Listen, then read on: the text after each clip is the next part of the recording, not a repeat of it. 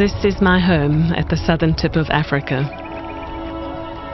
This place is special to me because it's the origin of our species, where we first lived in harmony with animals.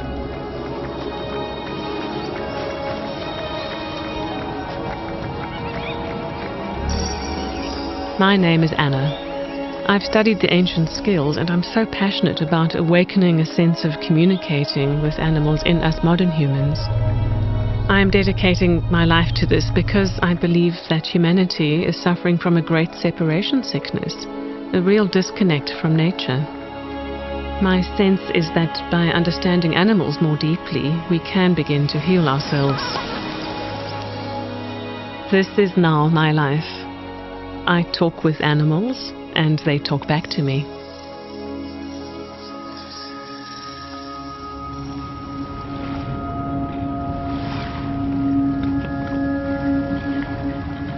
I first met Anna Breytenbach through a troop of wild baboons. My name is Swati. I'm a conservation journalist. I've often reported on this particular troop of baboons living on the fringes of Cape Town. They're constantly stealing food and breaking into cars.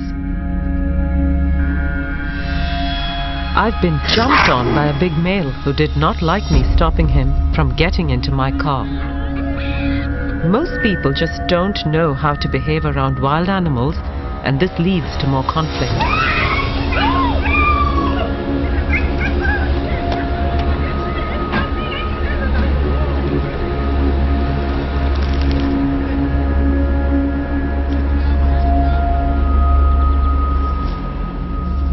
Yet, on that first day I met Anna, she walked easily amongst them, although she had never been around this troop before. This particular group of baboons is quite aggressive because of all the human interference in their lives.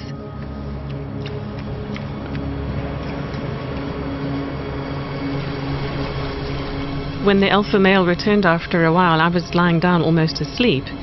It was the alarm call of one of the females next to me that alerted me to his presence.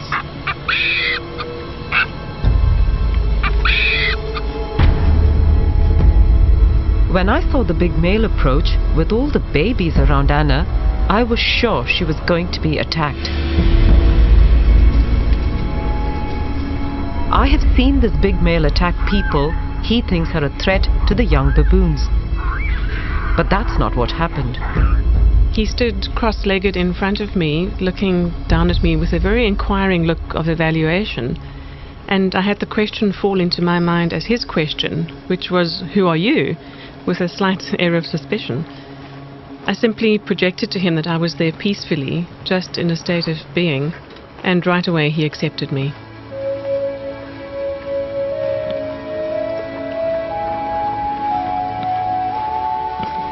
And the alpha male kept on looking at me, and I got the distinct silent impression in my head from him, saying, "Seeing as you wanted to be with us, then do as we're doing and dig with me." And so I did.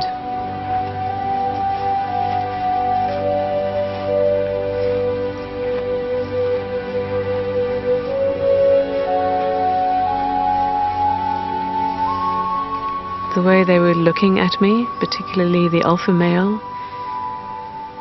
was with almost an appealing sense that I help humans understand who they really are. And there's a sense of confusion and sadness amongst them for the degree to which they're completely misunderstood. And the conflict with people is injuring and killing the baboons. This young male had his hand and his tail cut off in a trap when he was a baby. This female had her right hand cut off by a trap, and she lost her second baby as a consequence.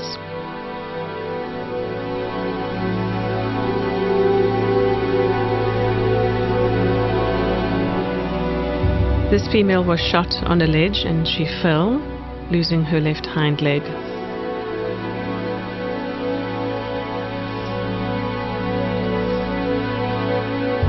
And this female had her right hand crushed by a gin trap.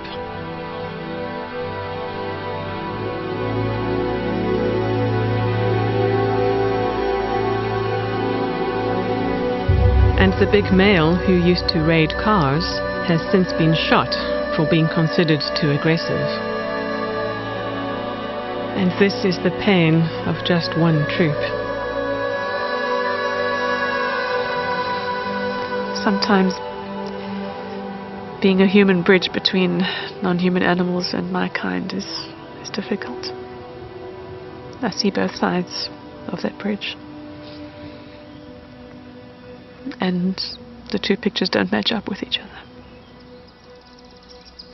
Many of the trapped and injured baboons are taken to this rehabilitation center where they get lifetime care and sometimes even regrouped into new family troops. Anna's work has been critical to this process of regrouping. When baboons are brought here, they are often housed in small groups at the main enclosures. Paul was one of these baboons. He'd been with two females for a few years. When I asked Paul if he would like to join a larger troop or stay in his current situation, he said he wanted to join a bigger group. I then communicated with the two possible troops he might be able to move into, one of which agreed to take him in.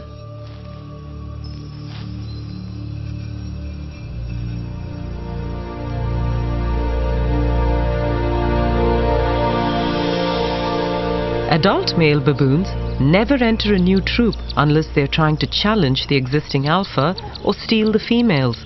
And so it was surprising to see how quickly Paul was welcomed instead of being attacked or killed.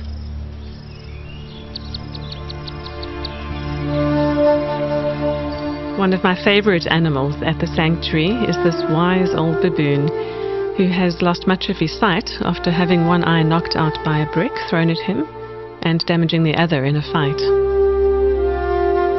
He can never be set free. I always bring him some cuttlefish from the sea, as he seems to savor the memories it brings him of his past life as a wild baboon on the coast. This gentle baboon has inspired me to help captive and wild baboon populations be better understood by humans.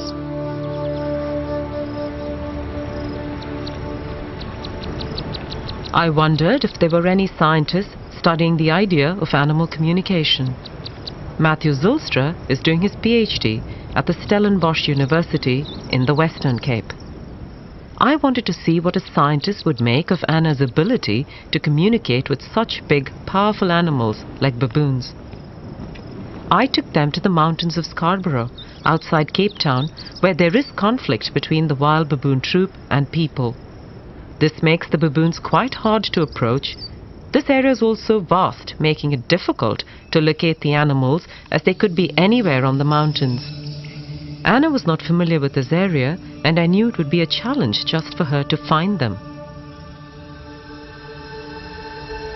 I sent out a silent message in words in my mind without using my voice, addressing the baboon species and letting them know that I was coming. I didn't look around for any physical signs. After a few moments of that, I opened my eyes again and just allowed my body to move in the direction that I felt drawn to, almost like an internal sort of radar for baboon energy.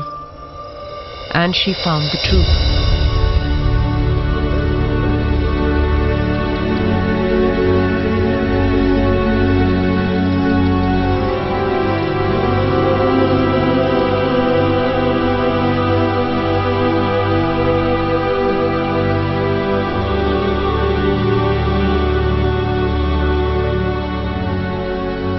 What happened next was really remarkable. She seemed to be communicating with the baboons as they walked right up to her, ignoring Matt and me.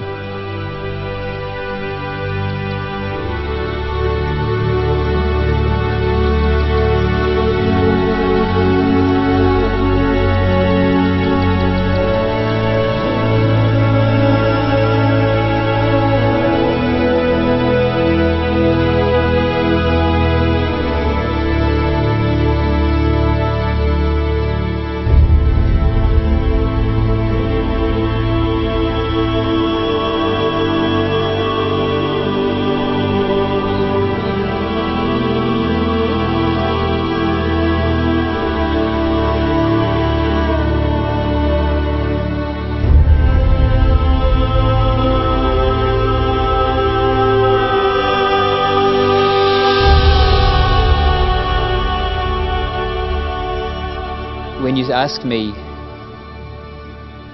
how does science explain this?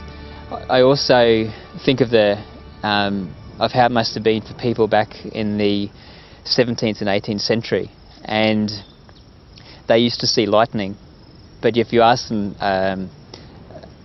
do you believe in electricity, they would have said no, not at all. I mean, they would have laughed at you. And maybe what we're seeing now with Anna is being back in the 17th century and seeing lightning. What I know is that my belief systems and everyone's belief systems are formed over the course of their life, and these belief systems filter how we see reality, and we use these belief systems and our perceptions to edit out the stuff that we're not comfortable with. And I think that's what happens in situations like this. We almost cannot help but letting our belief systems sort of edit out the things which we don't feel comfortable with. But on a personal level, I feel profoundly touched, and my scientific curiosity is awakened to really want to understand this phenomenon much better. Because I don't feel this is just about communicating with animals, as amazing as that might be. But the essence here is about sustainability, and about how we as humans can find a way to meaningfully reconnect ourselves with the rest of the living planet.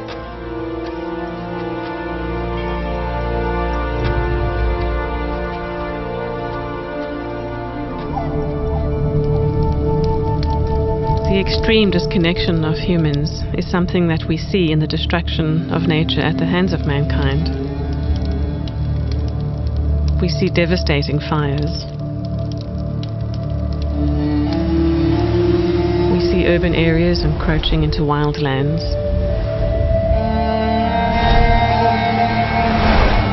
We see our oceans being poisoned by toxic chemicals and the results of that. And we only seem to care about it when it affects us really, really badly. Perhaps that is too late.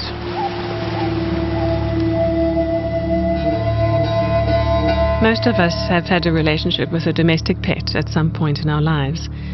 But whether it's a domesticated or wild animal's eyes that we are looking into, how can we not see an intelligence and a being in there?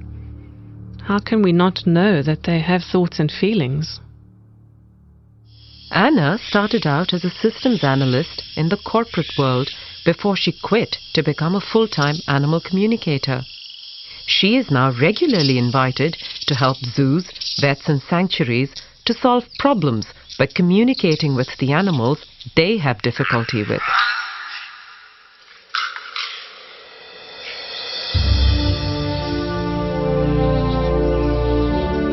Anna's work intrigued me, so I joined her on a consultation. Anna was invited by Monkey Land, a free-roaming sanctuary for rescued monkeys and lemurs.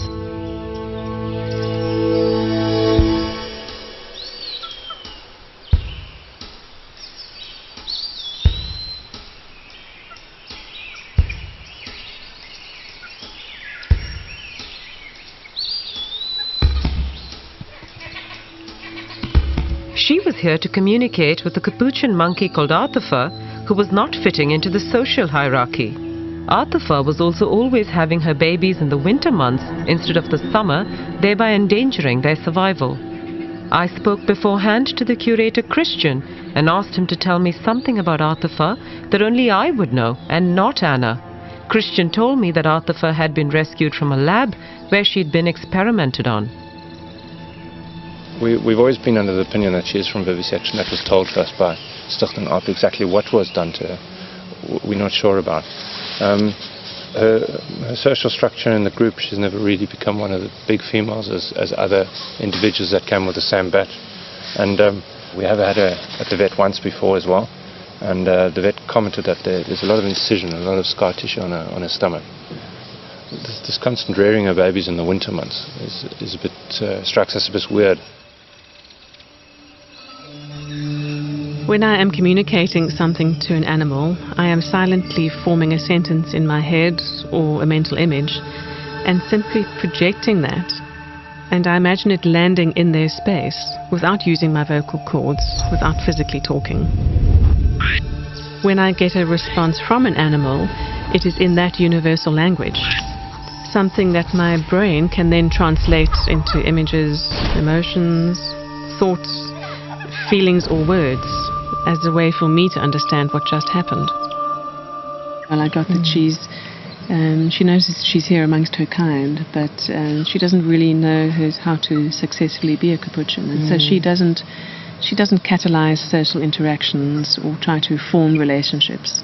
Well, there were repeated sort of physical interventions, and I kept on getting the image of her being on her back with all four limbs restrained, literally tied down, and her being repeatedly sedated as well. I just picked up again a slight tummy ache, getting the solar plexus pain, but it felt old to me, like scar tissue related, not, I got that she's really quite healthy now. The scars that Anna mentions on the capuchin, these aren't scars that you can see on the monkey. I mean, these are scars that are buried beneath her fur. You would need a scan to be able to tell she even has them. And I know that Anna knew nothing about this capuchin. Only I had information on her because Christian told me. And often our awareness goes straight to the area of the body where they are having a problem. They show us that right away. But they again show us from their perspective how they are experiencing that physical sensation. So one can tell the difference in the quality of a physical sensation or a pain. Is it a dull throbbing pain or a sharp stabbing pain? Is it there constantly or only occasionally? Is it quite surface level or more deep? Yeah. And it was actually quite scary, to say the least. I was hesitant initially, of course. I think, as most people may be in the beginning, but there was something that I just can't explain, that I actually couldn't have said, okay, well, I've heard this from somewhere else, or that there's trickery involved. When I asked her about her pregnancy situation and the fact that she only comes into estrus at the coldest times of the year, she again was just sort of saying, well, that's just how I am. There wasn't a sense of being planned or even really an awareness of it being seasonal. Then, encouraging her to try to come into estrus in the warmer climate as well, she conveyed to me that she doesn't really have a sense of having control over her own body. And Christian seems satisfied with Anna's communication. I definitely accept it, and I think the most important thing that I heard out is that it's actually her choice. So, if we don't have to really worry about it too much, and if she chooses to be like that, then it's all right. As long as it's her choice and she's all right with that, then that's fine.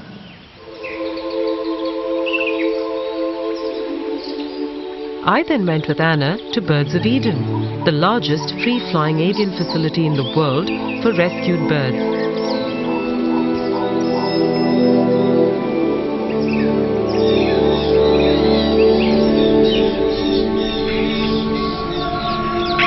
Anna had been asked to try and help with a cockatoo called Coco. Coco would often bite visitors and so had to be moved from the free-flying area to one that was confined. His caregivers could not understand why Coco was not happy to fly freely like the other birds. I'm suddenly awash with this incredibly intense emotion. This absolute sadness that is coming from Coco, and it's flowing over me entirely. It's not from me, and it's really creating such anxiety.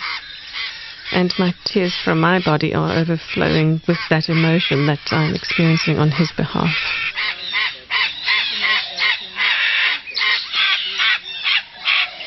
He seems to have had a very close bond with his person before, the person who had him. And he's so upset to be separated from that person. And he's in a lot of emotional pain still. He doesn't really understand why he's here at all, not in this cage, but at Birds of Eden. It feels like it was a very sudden separation. Perhaps something even happened to his person. It was a very sudden separation after quite a long relationship, and he never saw his person again, and not even for a visit. I then checked with Lara, the co-founder of Birds of Eden, to check if anything that Anna had said made sense. Coco's owner had to leave the country, And it was a very sudden thing. He raised him from baby age, spoon-fed him, and they definitely had a great bond. I mean, this is the story. She sent a little letter saying that we must please care for him and she loves him so much and so forth. Never seen his owner since? No, never seen the owner. I don't actually even know her name. In Coco's particular case, his relationship with his human is far more important than being able to fly free. And just a few weeks after our visit, Coco died.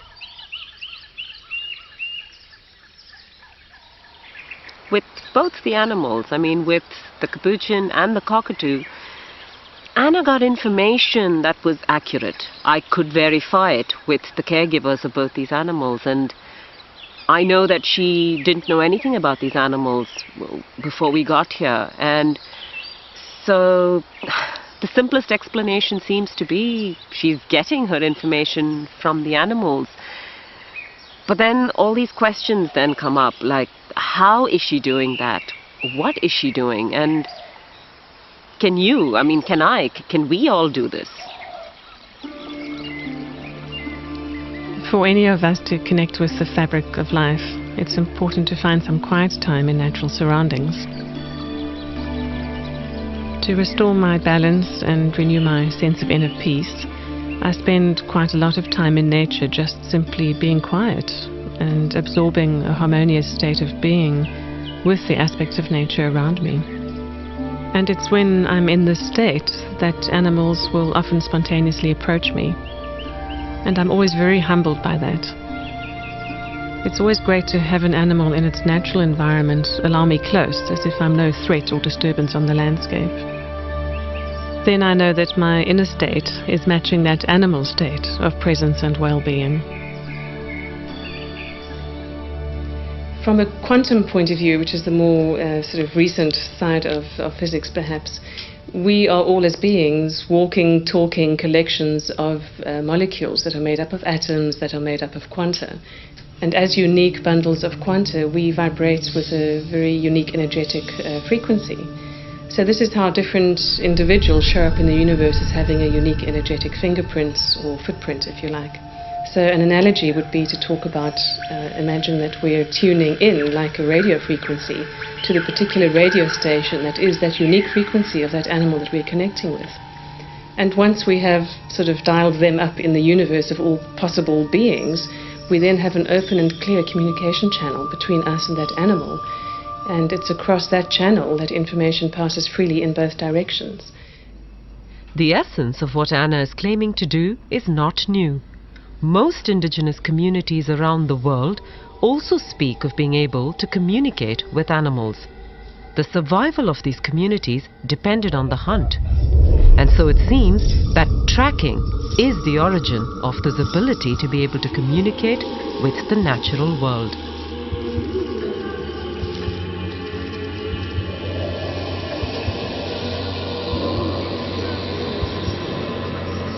I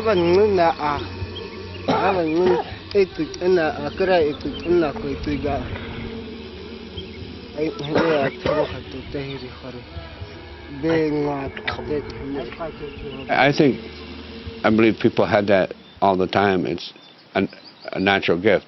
You know, it comes with being born in nature. You know, we're all part of nature, just that we become educated and thought we could do better without it. So it's a natural gift that we have as human beings, and it's just reclaiming it.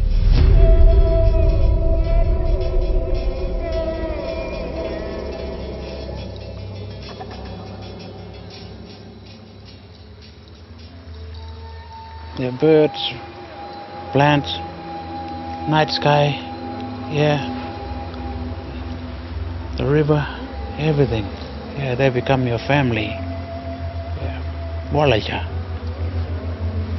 Yeah, everything's part of you. They're connected to you in relation with the land.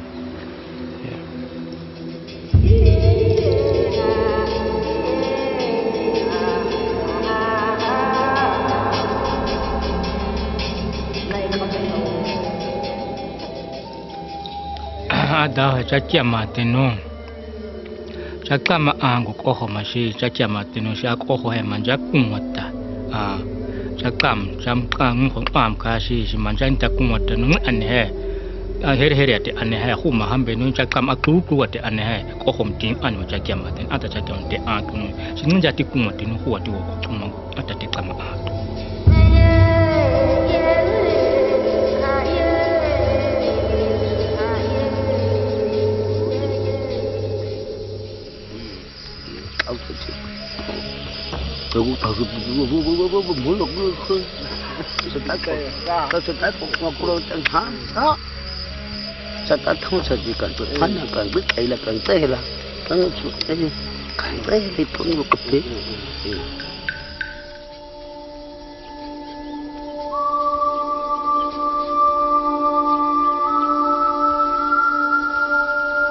Animal tracking is the oldest form of interspecies communication.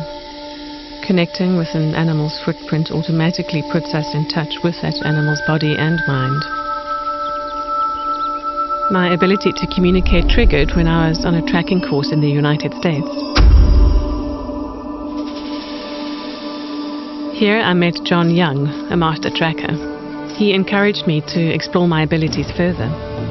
Expanding my nature awareness and tracking with John completely changed my life. John is a founder leader of a worldwide movement to help connect people with their natural heritage. Since childhood, John was mentored in traditional native tracking skills and deep nature connection. You just stare into the footprint in a diffused, kind of relaxed way, and just, in a certain sense, begin talking. The way you need words, it's just sort of something starts to come. And then all of a sudden, out of the track comes a picture, and your mind is filled with an image. And it's a very clear image, and you couldn't have generated it yourself. There's so much information in that 1/1000th of a second, even in the look on the face of the animal looking back at you.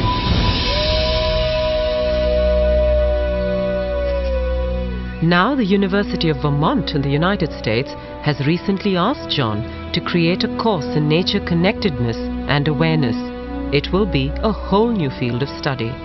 I also work with John around the world to reconnect people with nature and themselves.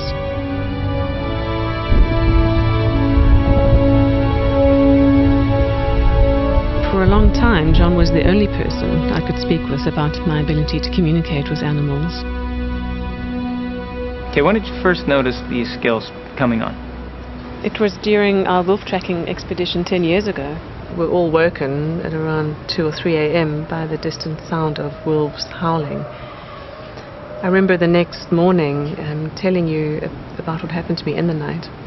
When the wolves were howling, I had this spontaneous mini movie play in front of my eyes, which was the image of an elk kill, partially submerged in very shallow, muddy water, and the particular configuration of wolves and how 3 of them had walked slightly offset from each other, side by side, out of the water in a certain sort of sequence, and which direction they had done that. And I remember telling you about that the next morning, and a few hours later one of the tracking teams that were out following tracks and sign found exactly that scene. I remember that morning we were able to verify that whole thing. We sat under those pines on that hill and looked out over that place. Remember, we had to take our time going in because the wolves were still there and we had to wait for them to leave. And I'd just been heard howling. Yeah, I remember that like it was yesterday. And that's where I really did a lot of research and discovered this whole field called interspecies communication. Meantime, continuing doing tracking and being out on trails and so on, by just opening my awareness and really softening my body and my mind, I would start to have more intuitive experiences. When it switched on strong when I was 19, there was no going back. You know, and that was that experience that got me in so much trouble talking about publicly, you know, when I saw the silver lines for the first time and followed them right to the deer. Sometimes it's just suddenly like this line of light appears on the landscape and I just start following it. And then it disappears. You know, it shows up long enough for me to know it's time to move. And then I start moving. And at that point, the rest takes care of itself. My body wants to go that way. It wouldn't go any other way. And then I discover, oh, there's that nice fresh track again. I look at it and I recognize that individual track again as the same individual. And I always have to laugh at myself. When you have that moment of reconnecting with the animal physically at the end of that trail, there's a moment of grace. I have to say, I get a little choked up each time. as I am right now, where I feel like, whoa, what a miracle that we live in a world like this. You know, that this could be possible. And I always give thanks in those moments to my ancestors, to the Creator, because that's what my elders told me. That's where it's coming from. And whether I understand that or not, it's irrelevant. I just feel incredibly blessed in those moments. And I wish life could go on forever. Ti Communicator sunt taco toată miete.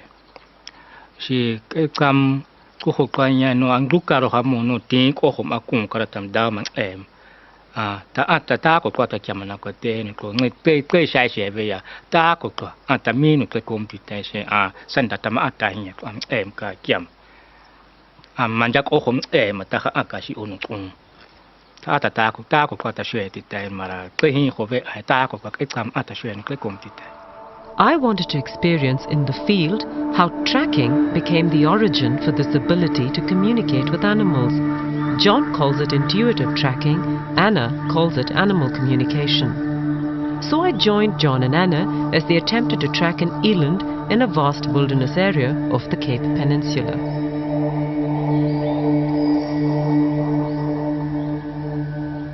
So when I look at this track now, I see the face of this animal looking back. I can see its glistening eye, and I see a tear duct, and so I see the face. And there's so many signals in my body that I have to listen to. You know, some of them are playing tricks on me, and the other one is dependable. You know, and what I've noticed is that once I lock on, I can even try not following it, and I'll still be following it. So that's how unconscious it is when I'm following an animal. John, that's exactly animal communication right there. When I'm with tracks or communicating with an animal remotely, there's this internal voice of the mind that runs various options by me. Looking at the eland track connects me directly into the signature frequency of the animal. Even if this animal were amongst a herd of others, I would still be able to find this particular individual because it is her tracks that I'm connecting with.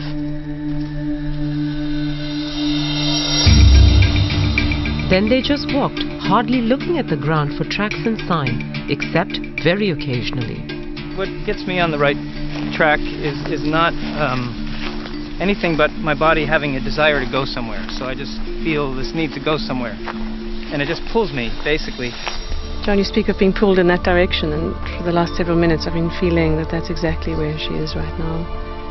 And she's very aware of us connecting with her as well. There's this aliveness in the connection itself. I don't know, if I'm really trying to understand an animal, I just need to do everything it does if I can. You know, get in its space, see what it eats, walk on its runs, lay in its beds. Just really try as much as I can to get as much about this animal as I can from the landscape. When I step onto a fresh trail, my legs will get hot right to the knees, and I'll feel like almost like static electricity going up and down my body, like I've rubbed my feet on the rug or something in a dry place. It's a connection with the life that has passed through here. Yeah. In some ways, looking for tracks is distracting. If I look for the footprints, I might get caught in a different animal, or, you know, it's almost like there's too much information on the ground. So, for this reason, I let my body do the tracking, and I occasionally check in with my eyes. And then they told me that they could feel that it would only be a few minutes before we saw the eland. But following with the camera, I started having my doubts. There was not a single animal in sight, and it was getting dark.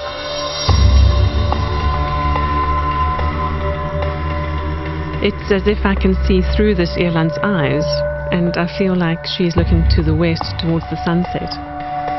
And I can feel the sensation of a low bush at her back as she enjoys the last rays of sunlight. That's the one.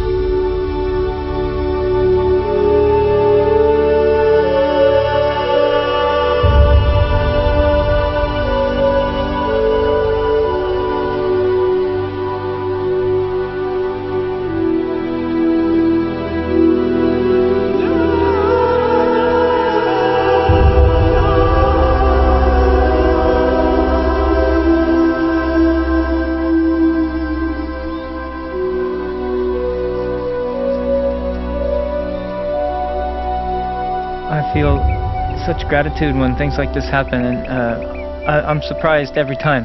It's as if it's the first time, and I feel such like a hint of grace, like the universe is such a gift. I mean, to be alive is such a gift. To share this world with these beautiful beings is such a gift, and it never ceases to amaze me every time this happens.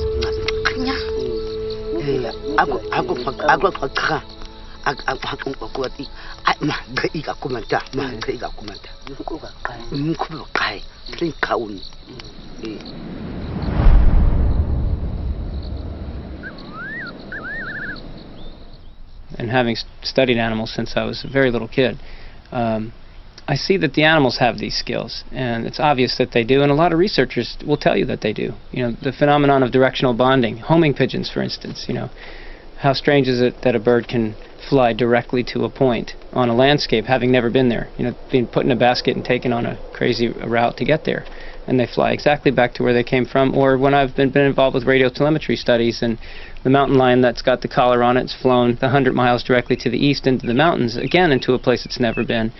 The cat beelines straight back to the suburban neighborhood where it's been caught. When I see that kind of thing, you know, I know that there's something else happening, and I feel like that directional bonding is exactly what I'm experiencing when I'm tracking. What we're doing when we talk about intuitive tracking and connecting people in this manner may be the most important thing there is right now, because it gets right to the heart of connection. When people have connection, they feel compassion, they see the earth, they feel the other life forms, including the human beings. And they become part of a fabric of we instead of I. Even after everything that I've experienced with Anna and spending all that time with her, there's that scientific controlled, you know, sort of rational part of my brain still has doubts. So I wonder what it will take to totally convince me. And then a unique opportunity presented itself. In the course of my work, I had come across the story of Jörg Olsen, an ex-policeman turned conservationist. Jörg and his wife Karen set up the Jukani Predator Park. Here, many big cats rescued from bad zoos and canned hunting farms are offered a home and get lifetime care.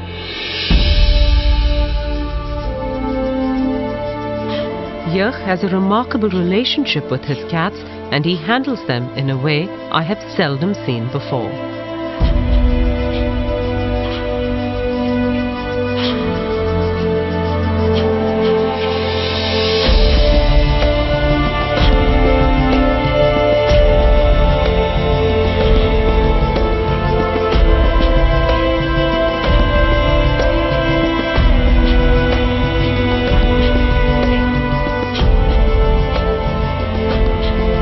But there was one big cat here that he did not know what to do with. This black leopard, called Diablo, had been rescued from a European zoo where he'd been abused. That experience had made him suspicious and vicious. All he did was sit in his night shelter and snarl at anyone who came close to him. 6 months in, and Jörg was at a loss as to how to deal with this cat. That whole atmosphere there was a vibe of aggression and of I hate you and I will kill you. And you know, the one encounter I had with him, he sent me to hospital 1 bite, 1 week. Here, I thought, was the perfect case. If Anna could get this animal to change his behavior and become well adjusted, then I would have no choice but to acknowledge that she was in dialogue with animals. It took me some time, however, to convince Jörg to bring in Anna. He's a dangerous cat. He's very, very dangerous. He's towards me and towards everybody else. In my opinion, the chances of an animal communicator changing that, it'll take a lot to convince me. I honestly do not believe that an animal can talk to a human or communicate with a human. I've had animals my whole life. We give them commands, we give them instructions, and they do it as we habituate them, basically. But I'm very skeptical to think that an animal like Diablo will communicate or can communicate with humans. I am desperate, however. I do not want to lose him. I made sure that Anna had no information on Diablo or his history before she came to speak to the black leopard.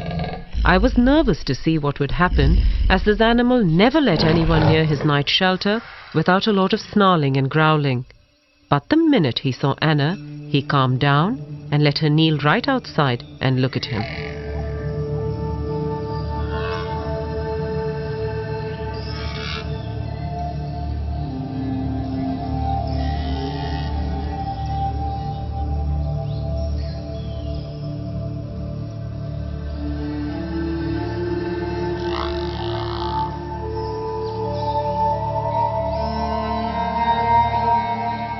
This beautiful black leopard that you've asked us to communicate with is very overawed by his new surroundings, having come from a very cramped and stressful place for him.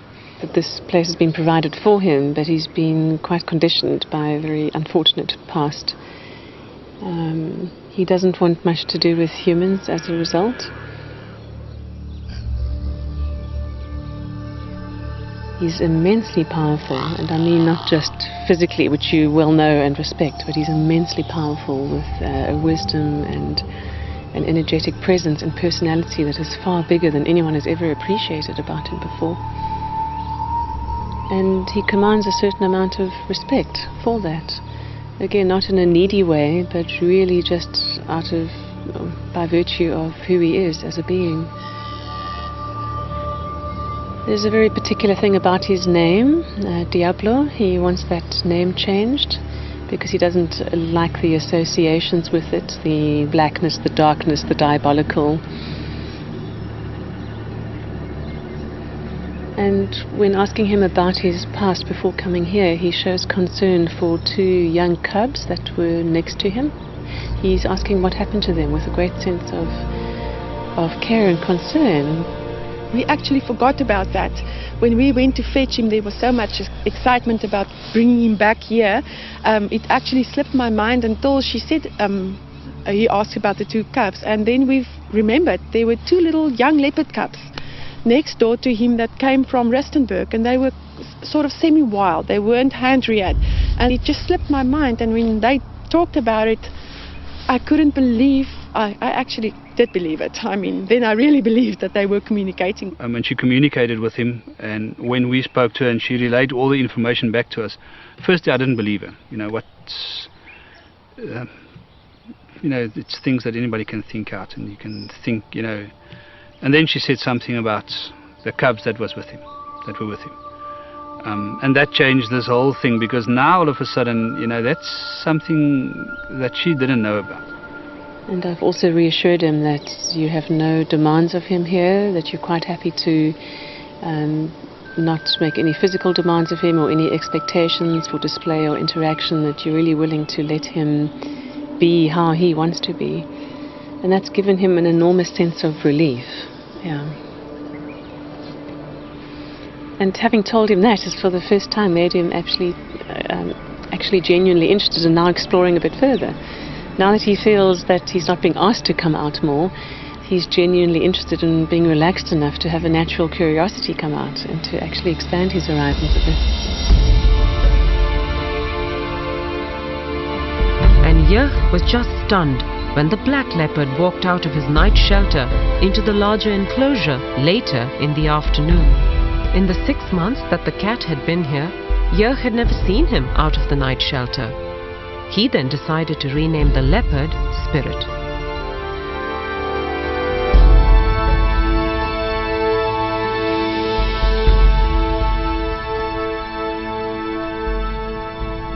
We told him that same afternoon that we're not going to call him Diablo anymore.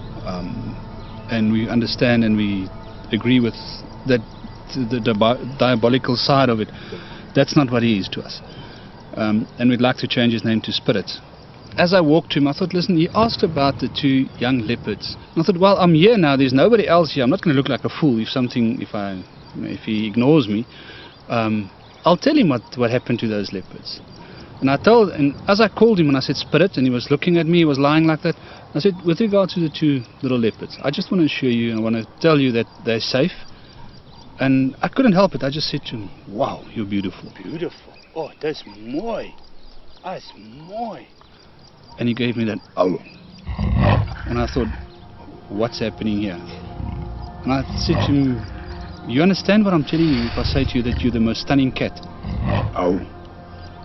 And I spoke to him and he answered me about 19 times. And he just sat there and he was totally relaxed.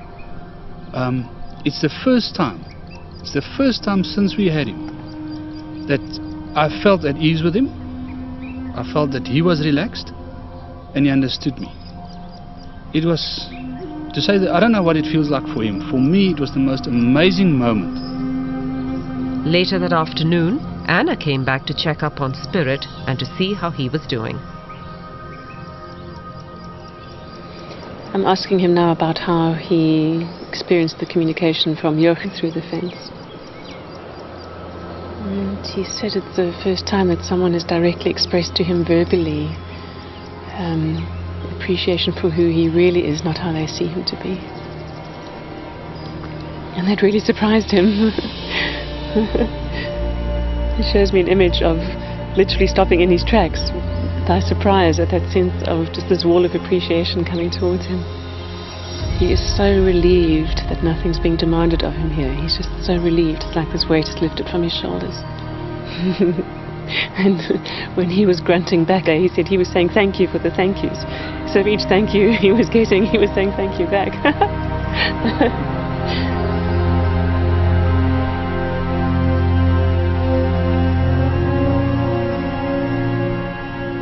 Is there anything you'd like to say about that feedback? I think we'll talk about this a bit later. I can't listen. So we'll talk about this later. It's unbelievable. I'm overwhelmed.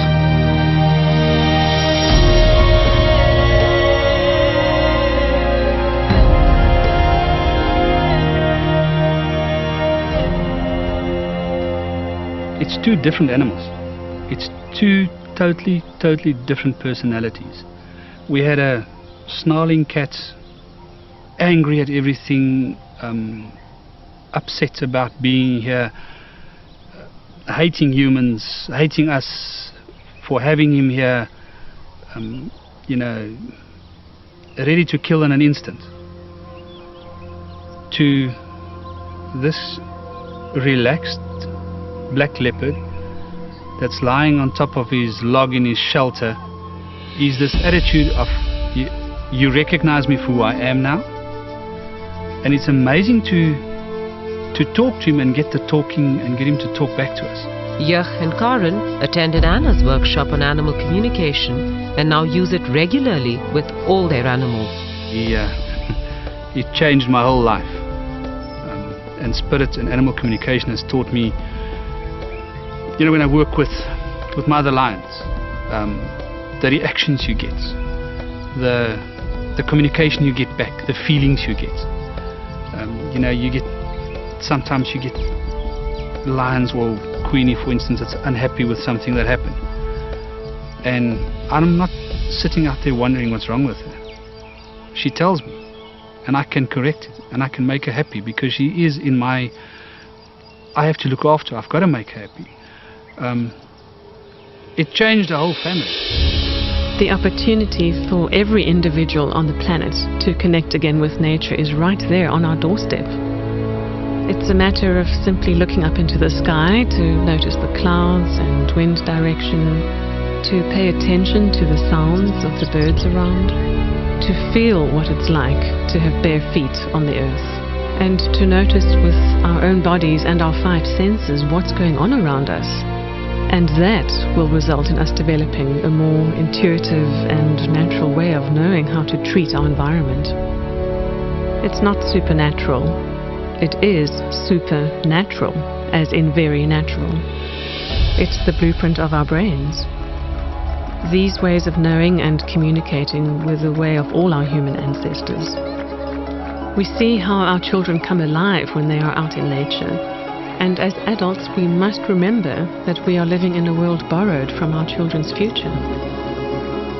This is a most delicate time in human history on the planet. And for sure the future of the planet and all her inhabitants rely on what we do now and what choices we make.